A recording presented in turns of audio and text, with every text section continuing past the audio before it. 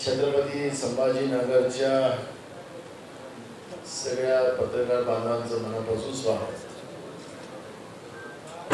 ज्याप्रमाणे आमचे माजी मंत्री आणि कार्याध्यक्ष प्रदेशचे सभाईंनी सांगितलं की 7 तारखेपासून आमची विभागीय आढावा संघटनेची दुष्मती या मीटिंगा आमच्या सुरू आहे।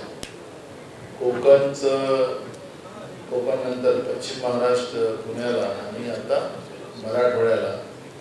मराठवाड्याच्या 8 जिल्ह्याच्या या ठिकाणी संघटनात्मक आढावा ज्या उदयपूर या ठिकाणी आमच्या नेत्या सोनिया गांधीजी यांच्या अध्यक्षतेखाली जे काही ठराव पारित झाले त्या ठरावाच्या प्रमाणे बूथ लेवल पर्यंत संघटनात्मक काही जी स्ट्रक्चर उभं करायचा एक प्लॅन आम्ही केलं, त्याची अंमलबजावणी झाली की नाही झाली ते बघण्यासाठी स्पेशल मी आलो आणि जवळपास 60-70% ते झालं, पण 100% शहराला 1 महिना आणि ग्रामीण भागाला 2 महिने पुन्हा आम्ही त्यांना मुदतवाढ दिलेली आहे। 2 महिन्यात हे संपूर्ण स्ट्रक्चर AICCच्या सूचनेप्रमाणे अखिल भारतीय काँग्रेसच्या सूचनेप्रमाणे हे झालं पाहिजे। या पद्धतीच्या सूचना आम्ही आमच्या सगळ्या संघटनेतले महत्त्वाचे पदाधिकारी जे आहेत आणि नेते मंडळी आहेत त्यांना या मीटिंगच्या निमित्तानं देतो आहे आणि त्याची 100% अंमलबजावणी होईल। काँग्रेस पक्ष हा कॅडर पक्ष म्हणून पुढच्या काळामध्ये त्या पद्धतीचं बघायला महाराष्ट्राच्या जनतेला मिळेल आणि प्रत्येक स्तरावर प्रत्येक घटकापर्यंत काँग्रेस पक्षाचा विचार पोहोचवणं या संघटनेचं काम राहणार आहे। कालच राष्ट्रीय कार्यकारिणीची बैठक आदरणीय मल्लिकार्जुन खरगे साहेबांच्या अध्यक्षतेखाली झाली। त्याच्यामध्ये ओबीसीची जातीनिहाय जनगणना याच्यावर त्यामध्ये भर देण्यात आलेला आहे। काँग्रेस पक्षाने भूमिका घेतलेली आहे। जातीनिहाय जनगणना घेण्याचा निर्णय लोकसभेतही आमचे नेते राहुल गांधीजींनी त्या पद्धतीचं वक्तव्य केलं आणि आमचं रायपूरला जे राष्ट्रीय अधिवेशन झालं होतं त्याच्यामध्ये याचा ठराव पण पारित झाला आणि म्हणून काँग्रेसचा शेवटचा कार्यकर्ता ही जी भूमिका मांडून जे आरक्षणाचे प्रश्न आज आपल्या मोठ्या प्रमाणात अडलेले आहेत त्याच्यावर मोठ्या प्रमाणात वाद 2 समाजामध्ये होताना आपण पाहतोय। ज्याप्रमाणे 2014 मध्ये भाजपने मराठ्यांना आरक्षण देण्याचं सांगितलं होतं, धनगरांना सांगितलं होतं, हलव्यांना सांगितलं होतं, गोवारी समाजाला सांगितलं, असे विविध आपल्या ठाकूर समाजाला सांगितलेलं होतं। अशा अनेक समाजाच्या लोकांना तुमची जात आरक्षणामध्ये आणून देतो अशा पद्धतीचं 2014च्या निवडणुकीच्या काळामध्ये भाजपने जाहीरपणे सांगितलेलं होतं। त्यांचे नेते त्या पद्धतीचं वक्तव्य करत होते आणि देशात आणि राज्यात सरकार आली पण ते यांना आरक्षण देऊ शकले नाही आणि ते देऊ पण शकत नाही। कारण की 2021 मध्ये जी सेन्सेस व्हायला पाहिजे तो सेन्सेस केंद्राच्या नरेंद्र मोदीच्या सरकारने केलेला नाही।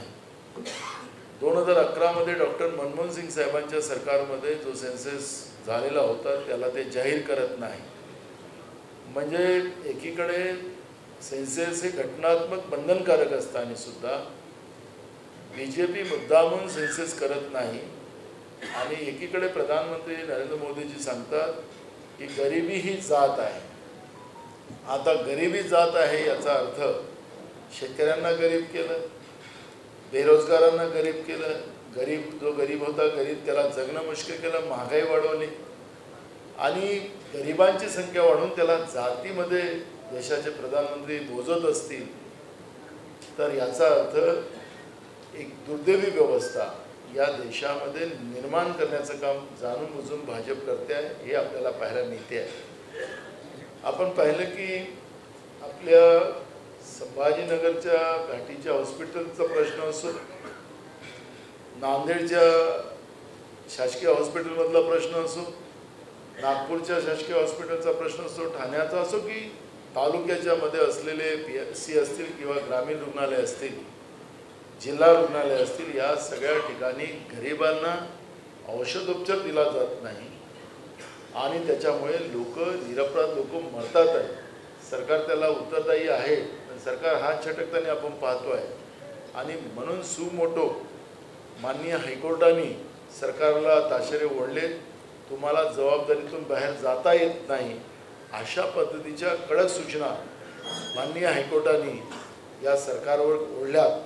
पण हे सरकार गेंड्याच्या कातळीसारखं जाळ आणि बधीर आणि बहिरं झालेलं आणि आंधळं झालेलं सरकार, अशा पद्धतीचं सरकार जेव्हा आम्ही राज्यात पाहतो आहे, शाहू फुले आंबेडकरांच्या महाराष्ट्रात पाहतो आहे, तर याचा अर्थ की सत्तेसाठी काही पण, सत्तेसाठी सत्ता आणि सत्तेतून भ्रष्टाचार, हाच भाजपचा एकमेव व्यवस्था राज्यात आणि देशात निर्माण करून ठेवण्याचं काम भाजपने केलेलं आहे. आणि म्हणून जातीनिहाय जनगणनेचं कॅम्पियन जे आम्ही सगळ्यांना कसं न्याय देऊ शकतो, जे 50% आरक्षणाची जी मर्यादा जी थांबवलेली आहे, त्या जातीनिहाय जनगणनानंतर ते कशा उचलल्या जातील आणि आर्थिक आणि शैक्षणिक प्रत्येक समाजाला कसं मजबूत केला जाईल. कारण की सेन्सेस जो असतो हा आर्थिक, शैक्षणिक आणि सामाजिक, जो समाज आर्थिक आणि शैक्षणिक मजबूत असतो तोच समाजामध्ये मजबूत असतो.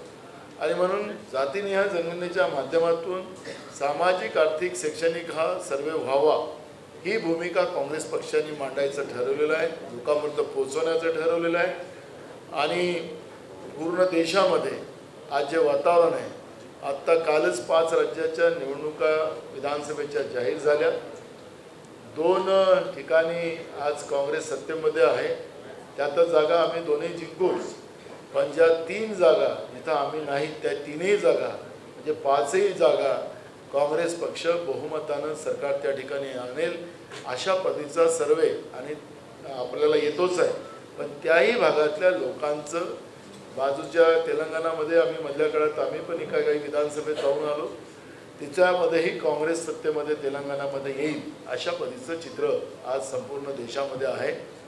आणि सत्तेच्या आधारावर जे काही बिघाड आज नरेंद्र मोदीच्या आणि भाजपच्या सरकारने देशात, राज्यात करून ठेवलेले आहे, संविधानिक व्यवस्था संपवण्याचं, लोकशाही संपवण्याचं पाप जे त्या पद्धतीने केलेलं आहे, ही सगळी व्यवस्था पुन्हा दुरुस्त करण्याचा मानस हा काँग्रेस पक्षाचा आहे. शेतकऱ्यांचं पिकाला 2 पट आम्ही भाव देऊ असं सांगणारे मोदी सरकार, भाजप यांनी शेतकऱ्यांच्या आत्महत्या 4 पटीने वाढवल्या. ज्या मराठवाड्यात आम्ही बसलेलो आहोत, त्या मराठवाड्यामध्ये कधी नव्हे एवढ्या आमच्या निरपराध अन्नदात्याच्या आत्महत्या होतात. त्याचा सगळ्या जबाबदारी ही भाजपची आहे. भाजपने ही जबाबदारी स्वीकारली पाहिजे, सत्तेतून दूर झालं पाहिजे. अन्नदात्याच्या बद्दलचं काय भूमिका आहे ती आपण 3 काळ्या कायद्याच्या विरोधात जेव्हा शेतकरी लढत होते आणि देशाचे प्रधानमंत्री त्यांना आतंकवादी, खालिस्तानी आणि आंदोलनजीवी लोकसभेत म्हणत होते, म्हणजे शेतकऱ्यांबद्दलची BJPची भूमिका काय आहे ही सुद्धा BJPच्या कृतीमधून आपल्याला पाहायला मिळते आहे. आणि म्हणून या सगळ्या व्यवस्थेच्या बाबत आणि एक महत्त्वाचा प्रश्न आहे की जायकवाडीचं धरण हे 40%च भरलेलं आहे. जे माननीय हायकोर्टाने निर्णय दिलेला आहे, त्या हायकोर्टाच्या निर्णयाप्रमाणे तातडीने सरकारने जायकवाडीचं धरण वरतून जे धरणं भरलेली आहे तिथलं पाणी सोडून भरावं असा माननीय हायकोर्टाने निर्णय दिलेला आहे. त्याची अंमलबजावणी तातडीनं व्हावी, ही भूमिका काँग्रेस पक्षाची आहे. आणि ती तातडीने सरकारने पूर्ण केली नाही, चालू केली नाही व्यवस्था. कारण की मग एप्रिल-मे मध्ये देतील तर त्याला वापसा जातो, हे जातो, पाणी येणार नाही आणि मग तिकडली पाणी वाया जाणार आणि इकडली पाणी वाया जाणार. ती प्रोसिजर आतापासून सुरू करावी, ही भूमिका काँग्रेस पक्षाची आहे. आणि आज जे काही मराठवाड्यामध्ये दुष्काळाची जी परिस्थिती निर्माण झालेली आहे, या परिस्थितीला लक्षात घेऊन तातडीनं दुष्काळ जाहीर करावा, ही भूमिका सुद्धा काँग्रेस पक्षाची आहे. प्रश्न विचारू शकतो.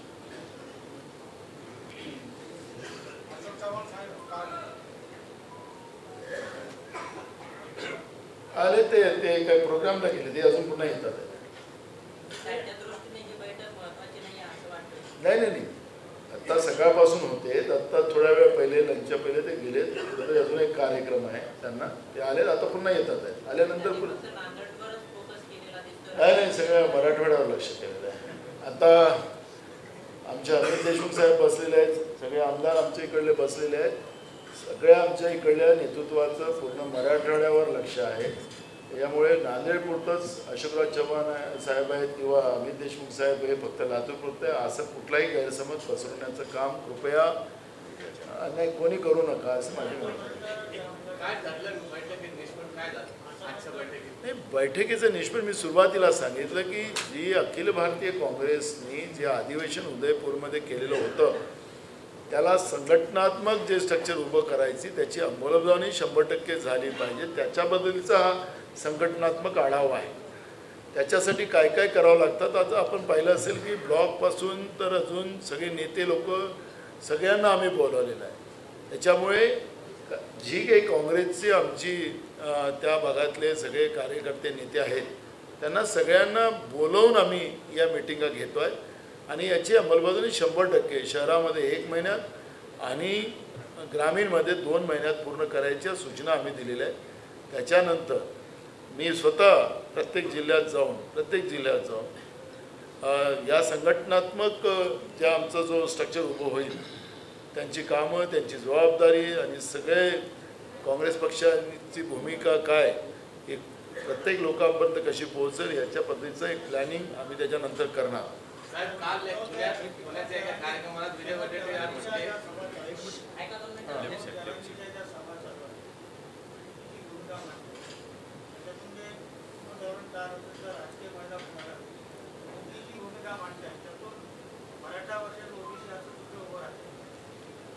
हे कृपया कोणी करू नये असं माझं मत आहे. मी जाहीरपणे पण ते सांगितलेलं आहे कारण की हा ओबीसी समाज आणि मराठा समाज हा काही वेगळा समाज नाही. हे सगळे शेतकरी समाज आहे. या पद्धतीनं धर्माच्या नावाने आणि सामाजिक व्यवस्थेला विभागून जे सत्तेतले लोक बसलेले आहेत ते फायदा घेण्याचा प्रयत्न करत असेल. पण मला असं वाटतं की आता लोक फार समजदार झालेले आहेत. असं काही सरकारचं मानस असेल तर त्याच्यात त्यांना कधी यश येणार नाही. त्याच्यामध्ये रामनवमीच्या दिवशीची घटना आपल्या संभाजीनगरची आपल्याला सगळ्यांना माहिती आहे. ते मोठे आग लावण्याचा प्रयत्न झाला पण आपल्या संभाजीनगरच्या मुस्लिम बांधव असतील हिंदू बांधव असतील या सगळ्यांच्या एकोप्याने ती आग पेटू शकली नाही, बनवा पेटवू शकले नाही. हे आता लोकांना कळत आहे की हे कोण करत आहे, कशासाठी करत आहे आणि त्याच्यात आपलं नुकसान काय हे लोकांना माहिती आहे. त्याच्यामुळे राजकीय फायदा जो आहे आखरी ज्या लोकांनी खोटं बोलून त्यांच्याशी मतं घेतली आणि ते करू शकले नाही तर त्यांना त्याचे परिणाम तर भोगावंच लागणार आहे. काँग्रेसची भूमिका मी आत्ताच सांगितली की सेन्सेस हा आमचा महत्त्वाचा भाग आहे. 50%च्या आरक्षणाच्या ज्या मर्यादा जे माननीय सुप्रीम कोर्टाने मांडलेल्या होत्या त्यासाठी कायदा लोकसभेत बनवावा ही भूमिका होती. पण त्याच्यामध्ये सेन्सेस हा आढावा येतो आणि म्हणून सेन्सेस पहिले होणं ही काळाची गरज आहे. आणि मोदीजी महिला आरक्षणामध्ये म्हणतात की 29 मध्ये लागू होईल महिला आरक्षण, आता नाही होणार 14 मध्ये. त्याच्यामुळे ते जुमलाच आहे महिला आरक्षण भाजपसाठी.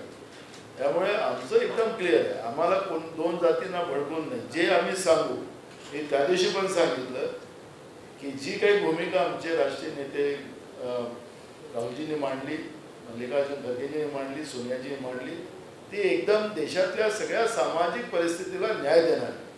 आणि म्हणून मी परवा राज्यातल्या आमच्या सगळ्या बांधवांना सांगितलं जे आरक्षणाच्या प्रतिष्ठित आहे, मग मुस्लिम असतील, ओबीसी असतील, धनगर असतील, ज्या काही विविध जाती आहेत, मराठा असतील, या सगळ्या जातीला या सेन्सेसच्या माध्यमातून 50%च्या आरक्षणाच्या नंतरच्या सगळ्या मर्यादा उघडल्या तर सगळ्यांना न्याय मिळेल. आम्हाला केंद्रात आणि राज्य सरकारचं हे करून देण्याची जबाबदारी आमची आहे.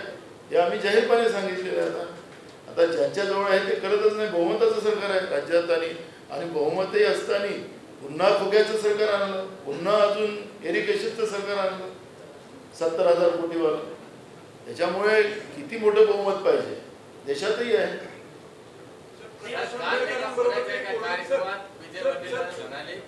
राहुल गांधींना बोलता येत नाही. काय म्हणाले? कार्यक्रमात बोलले राहुल गांधी उच्च शिक्षित आहेत पण चांगले वक्ते नाही असे बोलले. काय माहित मला त्याचं, आणि असं काही वक्तव्य कुणी करण्याचं काही कारण नाही. आज देशामध्ये एकमेव नेता राहुल गांधींच्या रूपाने जो बोलतो तो करतो, आणि त्यांच्यावर विश्वास असलेला नेता अगर देशामध्ये कोणी असेल तर ते राहुल गांधीजी आहे. कृतीमध्ये, फेकूमध्ये नाही.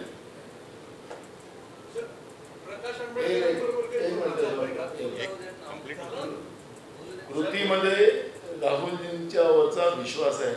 फेकू लोकांना फेकण्याचा अधिकार आहे. फेकतच आले आम्ही आता 10 वर्षापासून फेकून झेलता परेशान झाले. राहुलजी वर एक विश्वास देशाच्याच नव्हे तर राहुलजींना विदेशात जेव्हा जातात तर राहुलजींना लोक जमा करण्यासाठी पहिले लोक पाठवायला लागतात. राहुलजींना ऐकायसाठी जागतिक पातळीवर सुद्धा आज मोठ्या प्रमाणात लोकांचं त्या ठिकाणी आपण चित्र पाहतो आहे.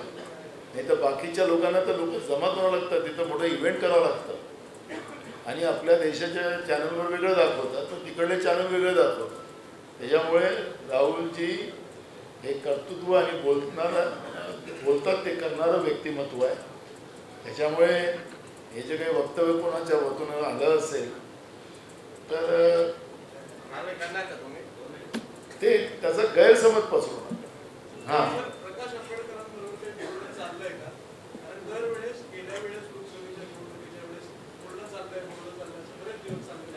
एक मला ऐकायचं तुम्हाला मी आज एकदम स्पष्ट आणि तुम्ही एकदम स्पष्ट आणि चांगलं स्पष्ट सांगतो. दुसऱ्यांदा मला तरी मी एकदा आलो की तुम्ही हा प्रश्न मला खूप दिवसाचा विचारतो. मी तुम्हाला ऐका नाही असं काय करतं. माझं तुमचं आता काही अपरिचित नाही आहे. नाना पटोले मी तुम्हाला नावासहित ओळखतो सगळ्यांना. आता माझा मुद्दा असं एकदम स्पष्ट आहे. अलायन्स जो होतो तो मीडियाच्या माध्यमातून नाही. लग्न जे होतं ते मीडियाच्या माध्यमातून होत नाही. ते जसं आपण पाहतोय ऑनलाईनमध्ये ते पत्रिका आली की मग त्याला आपण बसतो आणि मग ते लग्न जुळतं. नाही तर झालं तुझा फोटो पाहिला हे झालं की असं लग्न नाही जुळत. हे तर एक दोन राजकीय पक्षाचं एका विचाराने यायच्या उद्देशाचं हे अलायन्स असतं. मीडियाच्या माध्यमातून हे अलायन्स होत असेल तर मला माहिती नाही. आणि आंबेडकर साहेब हे मोठे नेते आहेत. मी त्यांच्याबद्दलचं काही वक्तव्य करायचं काही कारणच नाही. पण एक गोष्ट डोक्यात ठेवलं पाहिजे. मी मागच्या काळात तुम्हाला सांगितलं, तुम्ही प्रश्न विचारला त्यावेळेस आम्हाला प्रस्तावच कुठला नाही. मला एक कारण काय दाखवलं होतं त्यांनी, त्याची कॉपी माझ्याकडे पण. त्यांनी सांगितलं की मला इंडिया अलायन्समध्ये घ्या असं पत्र मल्लिकार्जुन खरगे साहेबांना पाठवा. तर इंडिया अलायन्समध्ये घ्या, तुम्ही पण उद्या पत्र पाठवा, मी पण प्रस्ताव पाठवला होता असं म्हणाल का? आखरी काय तुमचे कुठल्या उद्देशाने आमच्याशी जोडायला पाहतात, काय तुमचे डिमांड काय व्यवस्था आहे ते एकदा बसून चर्चा तर करता येतं ना. त्यांनी जे पत्र तुम्ही पाठवलं असं म्हणतात तुम्ही, तर वाचून तुम्ही पण घ्या वाचून. मला पण ती कॉपी तुमच्या सोशल मीडियाच्या माध्यमातून पाहायला लागली. मी जे सांगतोय त्याच्यात काही चुकीचं नाहीच आहे. अरे मला ऐकायचं खरं, पण तुम्ही मला आम्हाला प्रस्ताव तर द्या. तुमचं काय नेमकं आहे ते प्रस्ताव आहे मला इंडिया अलायन्समध्ये. ज्या पक्ष इंडिया अलायन्समध्ये जे पक्ष आलेले आहेत त्यांच्याशी चर्चा करून उद्या भांडण नको ना. एकदम निवडणुकीच्या तोंडावर भांडण झालं तर मग काय करणार त्याला. एकदम स्पष्ट आहे. प्रकाश आंबेडकर साहेबांनाही आमची तुमच्या माध्यमातून, ते तुमच्या माध्यमातून करतात तर मी तुमच्या माध्यमातून एकदा बसून काय प्रस्ताव आहे त्या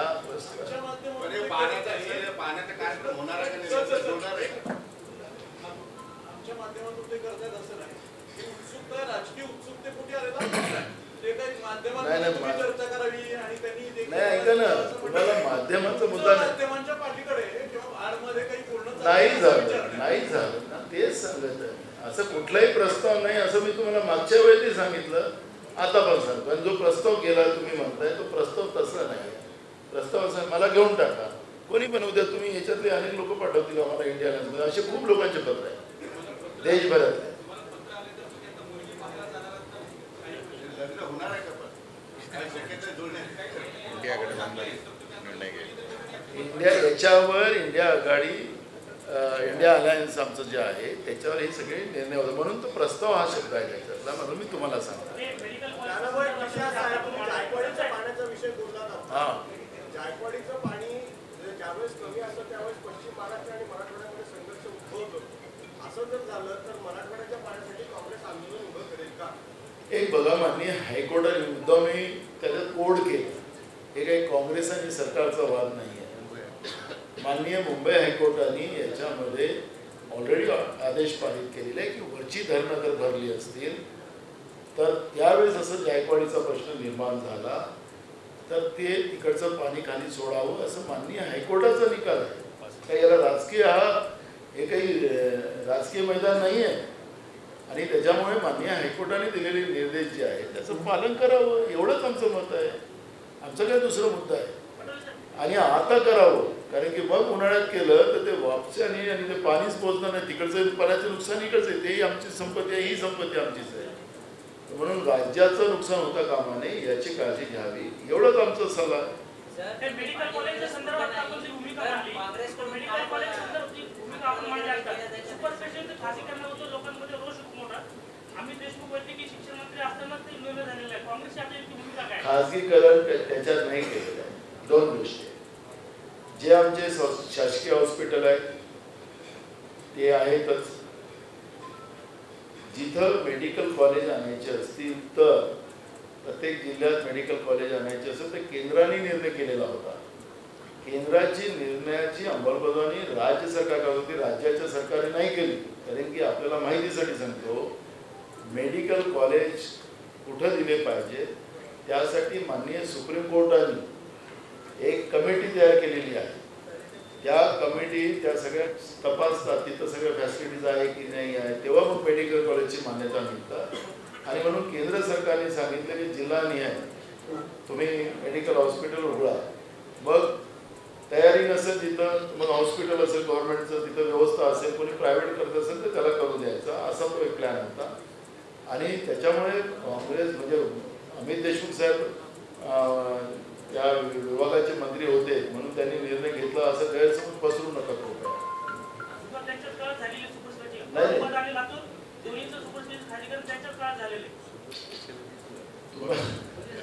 त्यांना बोलायला देतो, तुम्हाला देतो, तुम्हाला बोलू देतात त्यांना, ते उत्तर देतात तुम्हाला बरोबर. तुम्हाला मी सांगितलं त्याच्या पलीकडे अजून काही आहे का प्रश्न?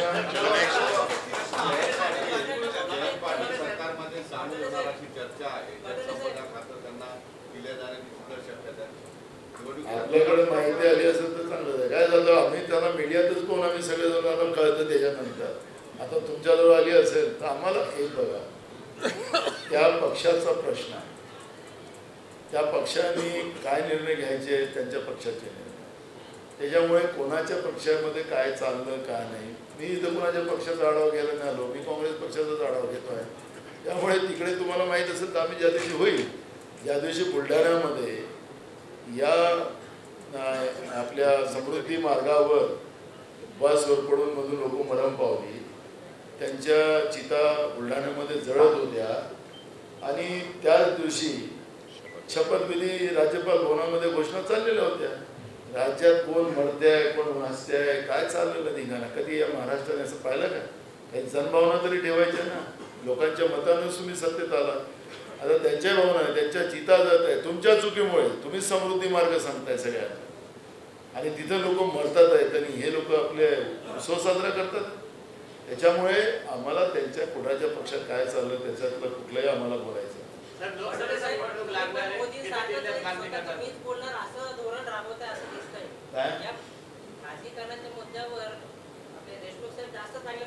ते बोलणार ना, त्याला मी सांगतो ना, त्याचं तुमचे अजून काही प्रश्न असेल तर सांगा.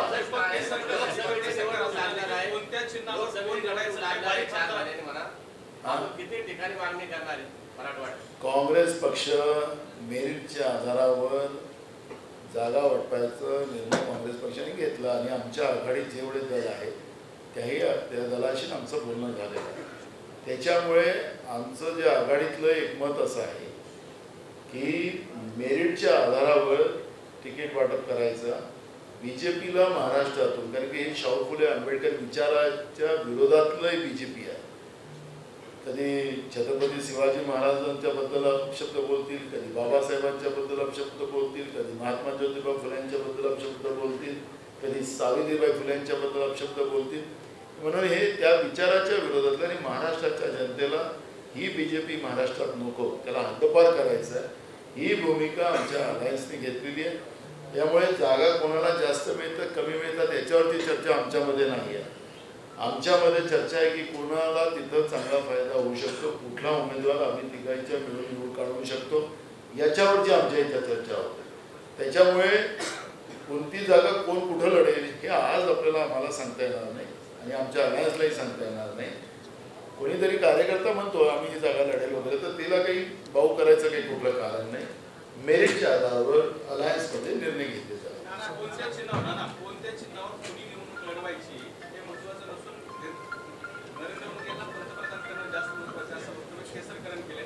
त्यामुळे शिंदे गटाच्या लोकसभाच्या जागा ज्या आहेत सगळे आता कमळाच्या चिन्हावर लढतील का अशी प्रश्न त्यांच्या पक्षाचा निर्णय असेल ते घेतील, त्याला काय आपल्याला. तुम्हाला वाटतं का कमळाच्या चिन्हावर त्यांनी काय करायचं तो त्यांचा आहे ना निर्णय. आम्हाला त्यांच्या पक्षाचा निर्णय त्यांनी काय करायचं आम्ही काय सांगावं त्यांना. घ्या, आता पाहिलेत ना तुम्ही आले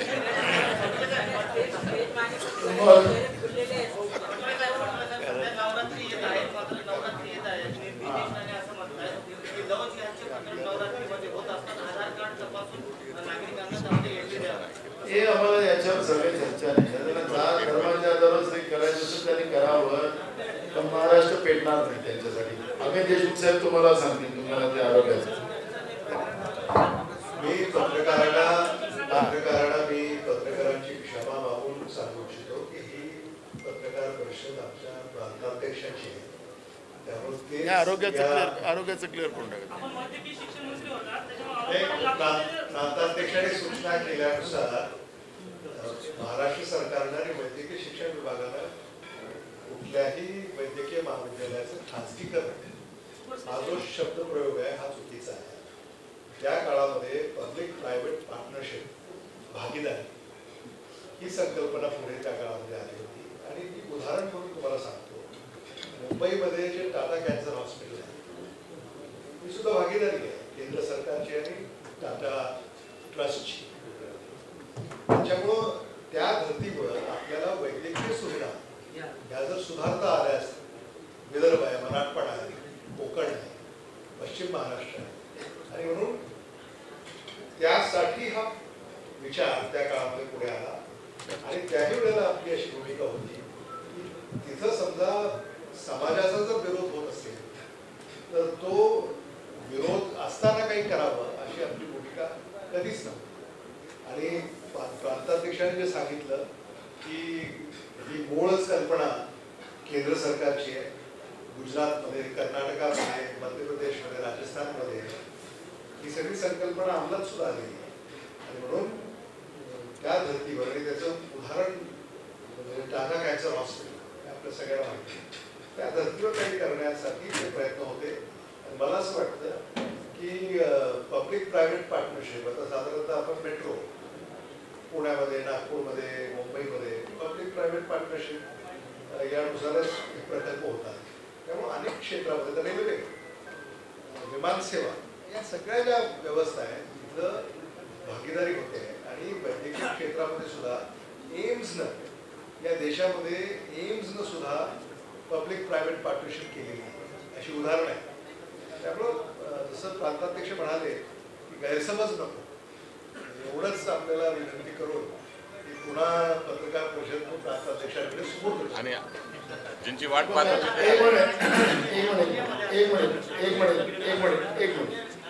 आपल्याला लक्षात असेल की आता मिलिटरी पण, डिफेन्स पण आमचा खाजगीकरणात चालले. डिफेन्स पण आपल्याला लक्षात असेल की राहुलजींनी जो मुद्दा उपस्थित केलेला होता की या सगळ्या प्रायव्हेट सगळे जे खाजगीकरण जे सुरू आहे त्याच्यामध्ये या खाजगीकरणामध्ये चीनचे लोक सुद्धा भागीदार झाले. त्याचं उत्तर लोकसभेत देऊ शकले नाही, लोकसभेत उत्तर देऊ शकले नाही. आणि त्यांच्याच पक्षाचे खासदार स्वामी सुब्रमण्यम स्वामी ते सुप्रीम कोर्टात गेले आणि जे राहुलजींनी मुद्दा उपस्थित केला, लेह लडाख असेल, अरुणाचल असेल, तिथं चायनाने कब्जा केला, तोच मुद्दा घेऊन सुब्रमण्यम स्वामी सुप्रीम कोर्टात गेले आणि सुप्रीम कोर्टाने आता केंद्र सरकारला नोटीस पाठवली. तर ही जी काही परिस्थिती आहे, हे सगळे खाजगीकरण, सगळे 100% खाजगी, हे जे काही व्यवस्था निर्माण केलेली आहे हे बीजेपीने केलेली आहे. त्याच्यामुळे मगाशी मी तेच सांगितलं, तेच आमच्या अमित देशमुख साहेबांनी त्याचा उदाहरण दिलं. नांदेड साहेब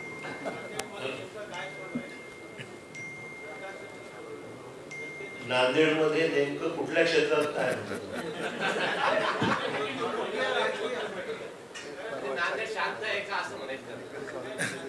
नांदेड मधला मेडिकल कॉलेजचा विषय अतिशय गंभीर आहे.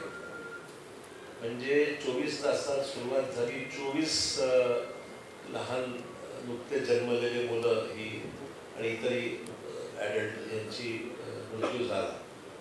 त्यानंतर तो आकडा 60-61 वर गेला. आणि प्रामुख्याने मी जे त्या ठिकाणी पाहिलं, त्या लहान मुलांच्या वॉर्डमध्ये मी गेलो होतो. नवजात बाळांची नुकते जन्मलेली होती, 2 दिवसाची 3 दिवसाची.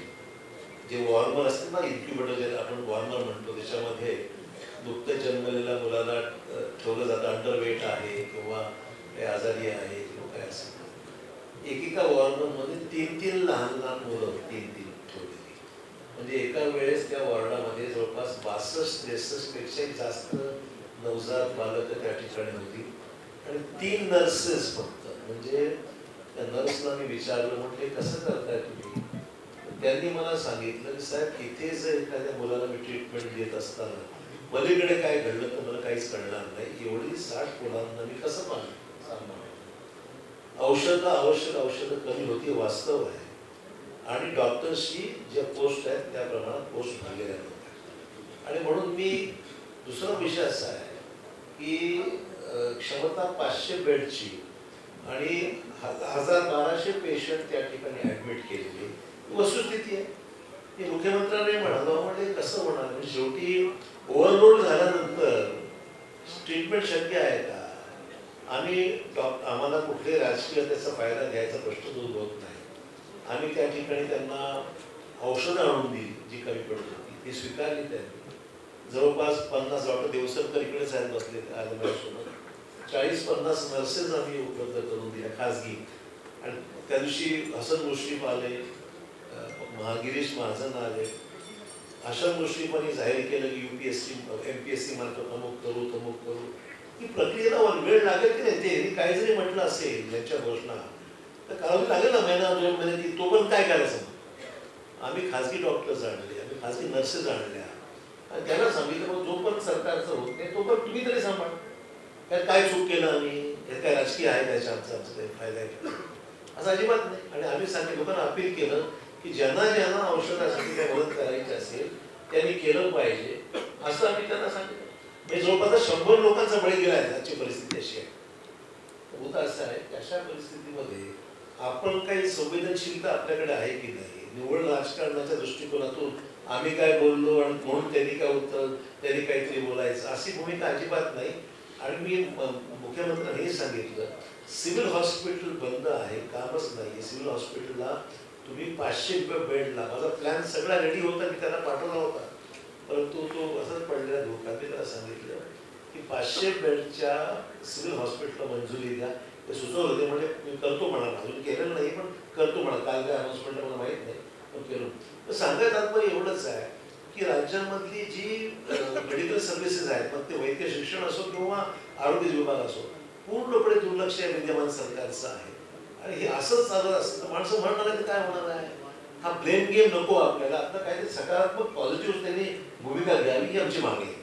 नांदेड आणि औरंगाबादच्या घाटीचे मेडिकल कॉलेजचे बेड वाढवण्याचे प्रस्ताव 2 वर्षापासून करून निर्णय होते. तेच म्हणतो, असे विषय किमान इथे जीवित हानी होऊ शकते, माणसं मृत्युमुखी पडू शकतात, अशा तरी गोष्टीला प्राधान्य दिला पाहिजे की नाही हा बराच वेळ प्रश्न आहे सरकारला.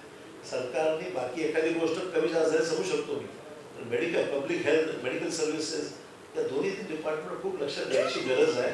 आणि देर आहे, दुरुस्त आहे, काय माहिती आहे, काय घडतं कागदावर सर्व आहे. पण केसरकरांनी मान्य केलेलं आहे की हे आमची मोठी चूक झालेली सरकारची, कारण डॉक्टरांची बदली ज्यावेळेस होते त्या ठिकाणी दुसरा डॉक्टर नर्सेसच्या बदल्या करतात, दुसरं रिप्लेसमेंट मिळत नाही, पण ते दिल्याशिवाय नर्स घेतं मग ते बघणार कोण मग, हा प्रॉब्लेम आहे. एखाद्या दुसऱ्या डिपार्टमेंटचा एखादा अधिकारी चार्ज देता येतो दुसरीकडून, पण नर्सेस कसं बेसिक ट्रीटमेंटसाठी नर्स लागते, कसं करणार असू दे ना. मग काय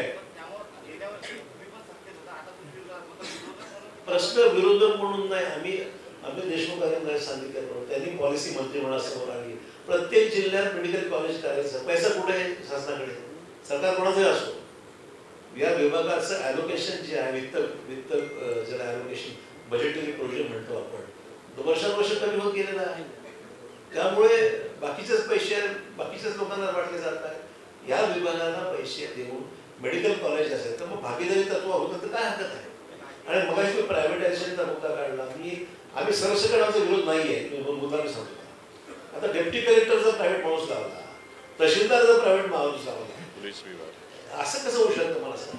जिथे सगळ्या हिअरिंग्ज आहे, निर्णय घ्यायचे, क्वासी ज्युडिशियल अथॉरिटी आहे, यांना काय आपण कॉन्ट्रॅक्टवर घेणार का? हां, सफाई कॉन्ट्रॅक्ट चालतं. एखादा आता आउटसोर्सिंग करून सफाई कामगार म्हणून सफाईचं काम करणार, आउटसोर्सिंग करतात बऱ्याच ठिकाणी शासनाने पण स्वीकारलं. प्रायव्हेट सगळीकडे सफाई वगैरे जे काय होत मेंटेनन्स होतं ते प्रायव्हेट लोक करतात. काय चांगलं रिझल्ट. सिक्युरिटी प्रायव्हेट आहे बऱ्याच ठिकाणी, जेवण पाहतो प्रायव्हेट सिक्युरिटी लावल्या गेलेली आहे. तर मला सगळं सरसकट आमचा विरोधच आहे असं आमचं म्हणणं नाही आहे. पण जिथे करू नये त्या ठिकाणी डेप्युटी कलेक्टर जर तुमचा तहसीलदार आणि SDO जर प्रायव्हेट आहे, खाजगी काय जबाबदारी काय त्याची, तर जजमेंट द्यावं लागतात, निर्णय द्यावे लागतात. सरकारी जे अर्धन्यायिक स्वरूपाचे निर्णय आहे तो काय बाहेरचा माणूस करणार का, हा बेसिक विषय आहे.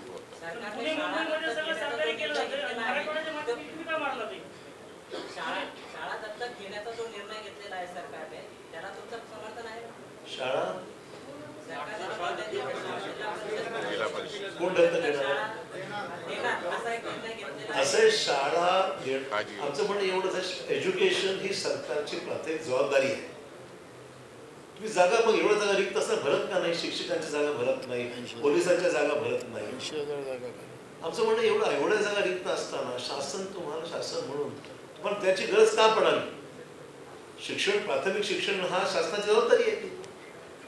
सर, एक विषय असा आहे की जालना नांदेड एक्सप्रेसवेचा तुमच्या वेळेस प्रपोजल आलं होतं, तर रिसेंटली तुम्ही काही स्टेटस चेक केलंय का, काय आहे, कधीपर्यंत पूर्ण होणं अपेक्षित नाही. आता ते काय त्याला कालमर्यादा काही दिसतच नाहीये. म्हणजे जे काही चाललंय त्याचं भूसंपादनाचा काय विषय निवांत चाललेला आहे, त्याला पैसे तरतूद सुद्धा काही वेळ मिळते असं वाटत नाही. त्यामुळे त्याला जी गती आमच्या सरकारची झाली होती त्याला गतिरोध बसलाय असं म्हणतात.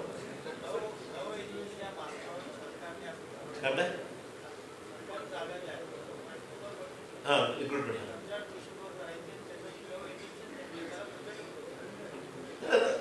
विद्या कशाबद्दल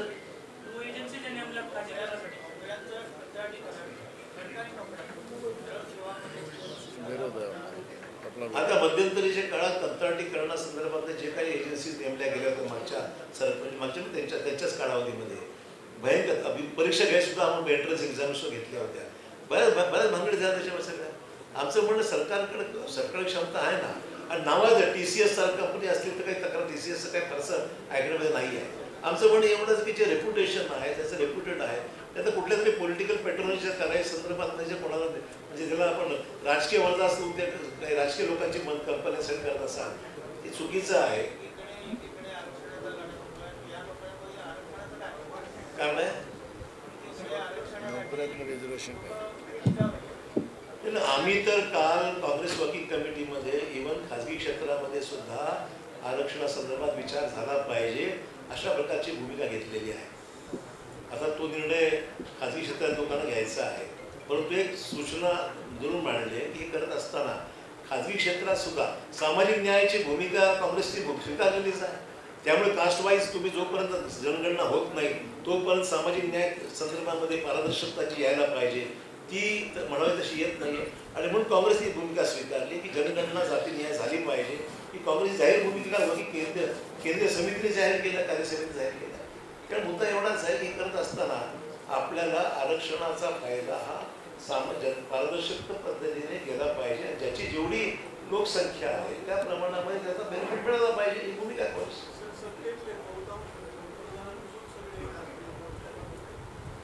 काँग्रेसवरची टीका करतात ती परत घराणेशाहीवर आहे. आता पुढच्या निवडणुकीला सामोरं जात असताना काँग्रेस पार्टी एकूण घराणेशाही ह्या विषयावर कसं फक्त तिकीट देण्या घेण्यामध्ये असं काही करणार आहे? प्रश्न असा आहे, लोकांना काय चालतं हे महत्वाचं आहे. म्हणजे लोक जर निवडून देणार असतील, शेवटी मुद्दा असा आहे की सोयीप्रमाणे वापरलं जातं. मला पण तसंच फेस करावं लागतं. ह्यालाही केलं, त्यांनी केलं, आम्ही केलं. त्याच्यामुळे ती काही नवीन विषय नाही आमच्यासाठी. हा विषय पण रटाळ झालाय, जुना झालेला आहे. पण काय पुन्हा पुन्हा त्याच म्हणजे कडीला ऊत आणण्याचा प्रयत्न आहे. भाजपमध्ये काय सोयीप्रमाणे वापरलं जातं. आमचं म्हणणं एवढंच आहे की जर लोकांनी स्वीकारले एखाद्या व्यक्तीला तर स्वीकारला तर नाकारते. लोकांचा चॉईस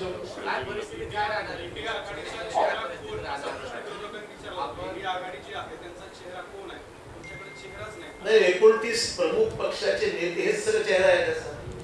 29 प्रमुख पक्षाचे जे नेतृत्व आहे तो चेहरा आहे. प्रत्येक राज्यामध्ये वेगवेगळे नेतृत्व करणारे चेहरे आहेत. त्याच्यामुळे ज्या ठिकाणी पक्ष निवडून आल्यानंतरचा पुढचा विषय की इंडिया लीड कोण करणार.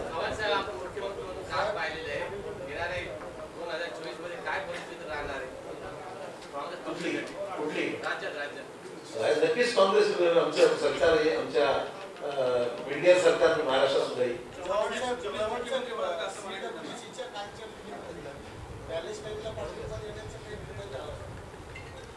एक तुम्हाला इतिहास माहिती पाहिजे. यासिर अराफत जे पॅलेस्टाईनचे नेते राहिलेले आहेत त्यांचे संबंध भारताशी अतिशय चांगले राहिलेले आहेत. हा त्यातला पार्श्वभूमी आहे. पण याचा अर्थ तिथे जे काही चाललेलं आज त्याला काही सर्व काँग्रेसचं समर्थन आहे असं म्हणायचं कारण नाहीये. काँग्रेसने तिथे चाललेल्या घटनेसंदर्भात चिंता व्यक्त केलेली आहे. एवढंच आहे, कोणाची बाजू तिथे घेण्यात आलेली नाही हे मुद्दाम स्पष्ट केलं. अवघड प्रश्न आहे. अध्यक्ष सांगू शकते. अध्यक्षांच्या हातात बरंच काय आहे.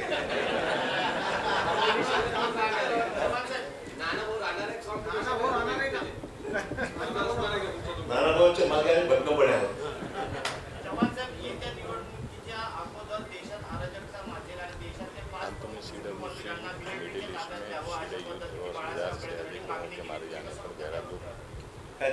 और जिला फिलिस्तीनी लोगों की जमीन सुशासन और आत्मसम्मान एवं गरिमा के असं आहे की निवडणुकीच्या तोंडावर देशामध्ये अनेक वेळा अनेक घटना घडल्याचं आपण पाहिलंय ज्याच्यामुळे मताचं ध्रुवीकरण करण्यासंदर्भामध्ये किंवा अचानक एखादी गोष्ट घडून काहीतरी करण्याचा प्रयत्न हे मागील 10 वर्षामध्ये राजकारणी सर्वांनी अनुभवलेलं आहे.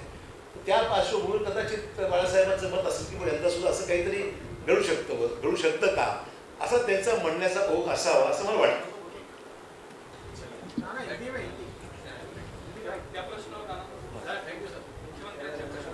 नाना सांगतो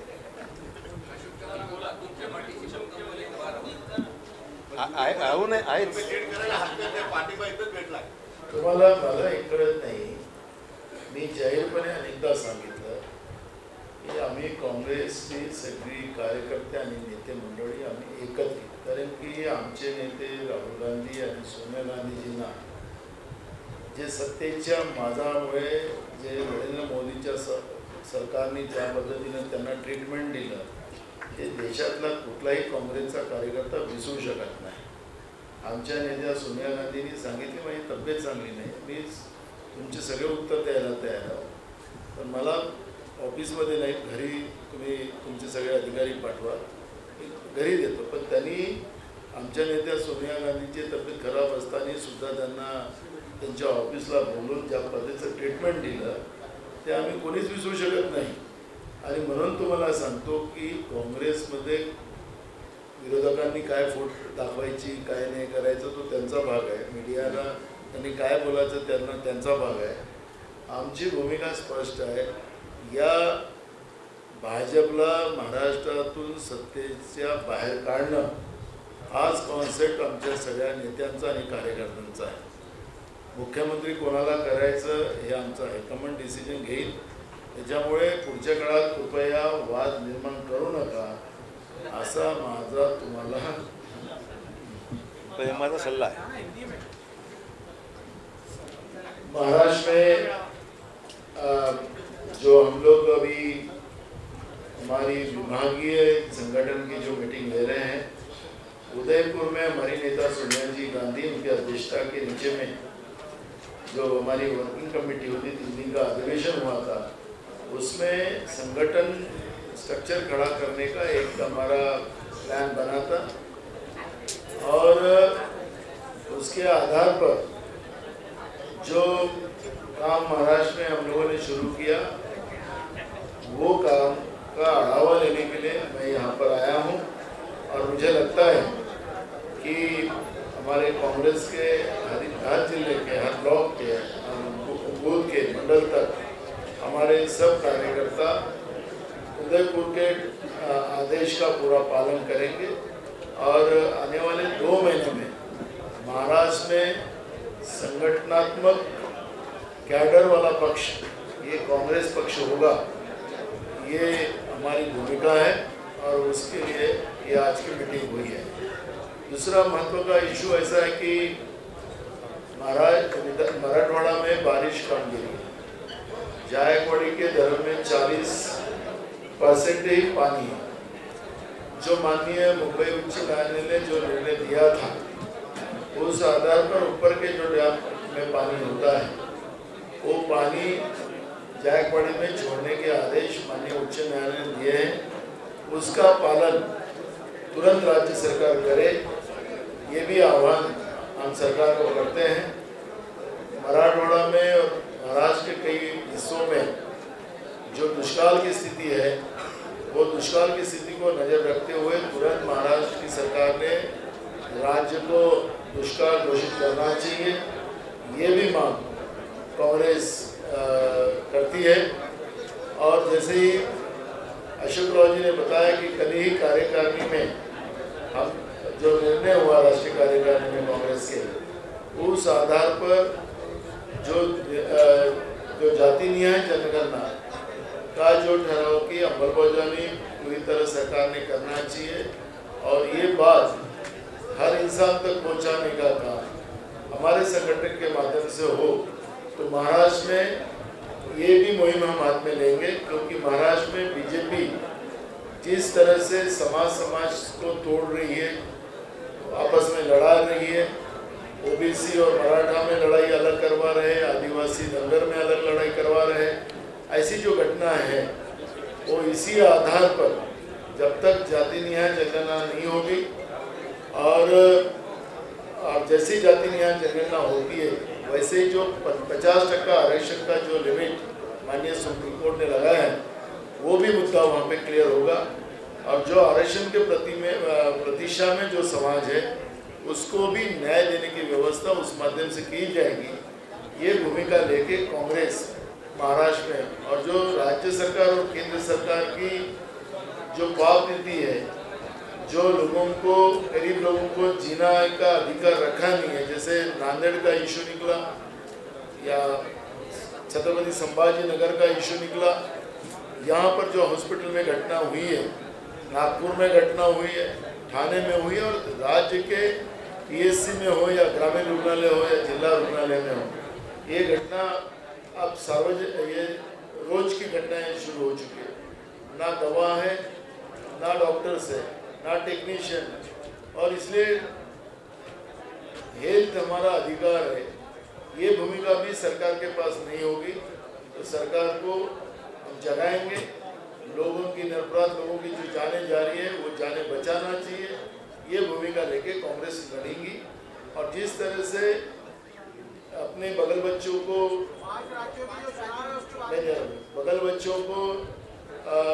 जो नौकर भर्ती करने का जो कॉन्ट्रैक्ट इन लोगों ने दिया है वो उसका भी हम विरोध करते हैं. बेरोजगारों की ठट्टा करने का काम सरकार कर रही है, लोगों को गुमराह कर रही है।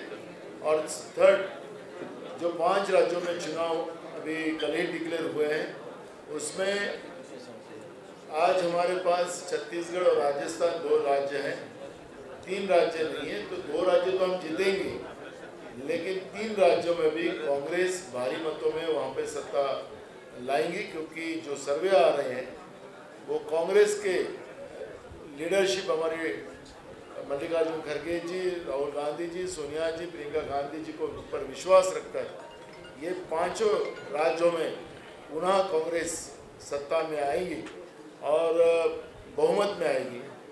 यही वहाँ की जनता की उम्मीद है।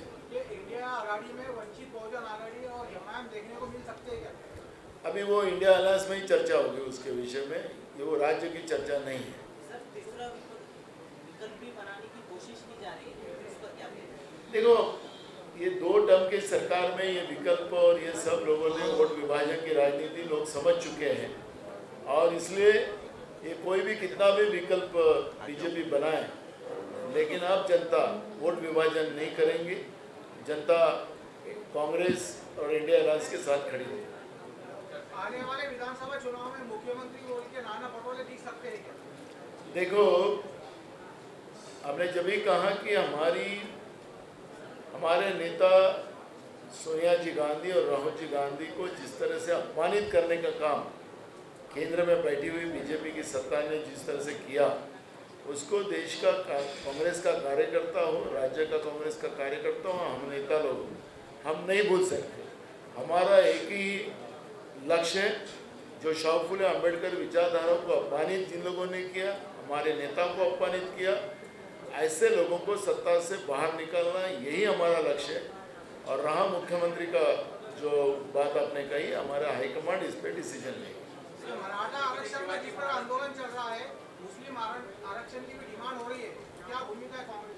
कांग्रेस की भूमिका स्पष्ट है। हमारे नेता राहुल गांधी जी ने उस भूमिका को पार्लियामेंट में भी स्पष्ट रखा है, और जब तक सेंसस नहीं होगा तब तक ये सब मुद्दों को हम लोग निर्णायक में नहीं ले जा सकते। और इसलिए सेंसस करें, और सेंसस करके जो 50% का आरक्षण का जो लिमिट है उसको हटाया जाएगा, और जो जातियाँ जो आरक्षण के प्रति आज भी उम्मीद लेके बैठे हैं, वो सबको न्याय देने की भूमिका कांग्रेस पार्टी की है। लंदन म्यूजियम से छत्रपति शिवाजी महाराज के वाहनक लाने का विद्यमान गवर्नमेंट महाराष्ट्र की कोशिश कर रही है, राजनीति हो रही है, 2 समाज में खेल निर्माण करने का भी एक प्रोपोगंडा तैयार हो रहा है। सर, आप कैसा देखते हैं इस मूवमेंट? देखो, इस तरह की 2 समाज में लड़ाने का जो बीजेपी जो हर बार पॉलिसी करती है, वही पिक्चर इलेक्शन के समय में वो करना चाहते हैं। लेकिन मैंने कहा कि इन लोगों ने पेट पे ही लात मारा है लोगों के, महंगाई बढ़ाई, बेरोजगारी बढ़ाई, किसान को बर्बाद किया। आज तो मराठवाड़ा में तो ऐसी परिस्थिति है कि उन्हें किसान फसल को 2 गुना दाम देने की जगह 4 गुना किसानों की आत्महत्या बढ़ाई, और इसलिए लोगों को इस बात का कोई फर्क नहीं पड़ता। जो बात आज हमारे संविधान के आधार पर हमें जीने का अधिकार जो दिया है, वो अधिकार ही छीनने का काम बीजेपी ने किया है, और ये लड़ाई जनता के लिए महत्व की है, और कांग्रेस वो लड़ाई लड़ रही है। इसलिए ये लंदन से क्या लाए और क्या करे, ये बेवकूफ़ बनाने का काम जो बीजेपी कर रही है, जनता इनके जाजे में नहीं जाए। लोगों के दिलो दिमाग से नहीं हटा सकते।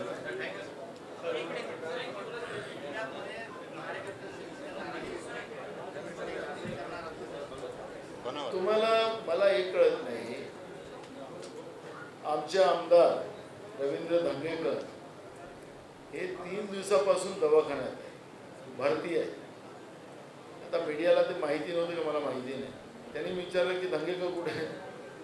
आता ते बीजेपीची भाषा वापरतात तुम्ही लोक, व्यूज धंगेकर, तर लोकांनी सांगितलं धंगेकर कोण आहे म्हणून।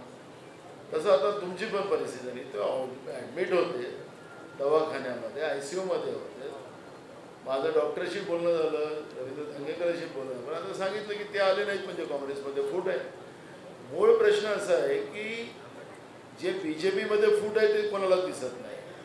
किती फूट आहे? मराठवाड्यातच मोठी फूट आहे, आता सांगू का एक नेत्यांचं नाव? मला नाही जायचं. आम्हाला जनतेच्या प्रश्नाशी करायचं आहे. आम्हाला ते कोणाच्या घरात काय चाललं त्याच्याकडे लक्षच करायचं नाही. आम्हाला जनतेच्या प्रश्नाची लढाई लढायची आहे आणि त्याच्यामुळे या सगळ्या मुद्द्याला आम्ही फार निग्लेक्ट करतो. त्याच्यामुळे आम्हाला काही त्याचा फरक पडत.